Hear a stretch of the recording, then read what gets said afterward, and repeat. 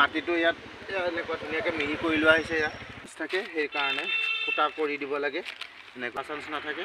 এয়া কাটিং কৰা হৈছে, চাওক একো নাই। ইফালে ইফালে A few moments later. Hello' নমস্কাৰ বন্ধুসকল, সকলো ভালে আছেনে? নতুন এটা ভিডিঅ'লৈ সকলোকে স্বাগতম জনাইছোঁ। এতিয়া হ'ল টাইম 9:30। কি কৰোঁ কি নকৰোঁ বুলি ভাবিছোঁ। বৰষুণ আহি গ'ল ন ধুনু, কি কৰিম এতিয়া? আজি ভিডিঅ'টো দেখুৱাবলৈ গৈ আছোঁ ফুল কেনেকৈ কাটিং কৰে। চাই থাকক ফুল কেনেকৈ মানে কাটিং কৰি ৰুৱে, গছ গজি যায়, চাপৰতে হয় কাটিং। চাই থাকক, লেটছ গ'।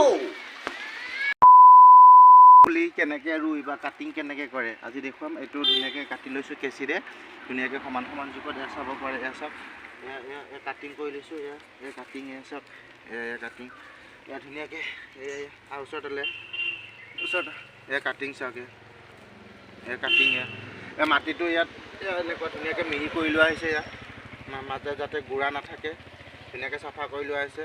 ইয়াত ইউৰিয়া, DAP, পটাছ আৰু হৰমন ঔষধ মৰা হৈছে, তেতিয়া ধুনীয়াকৈ আহিব। চাওক মই দেখুৱাই আছোঁ কেনেকৈ ৰুই। এইটো নাৰ্চাৰী পদ্ধতি।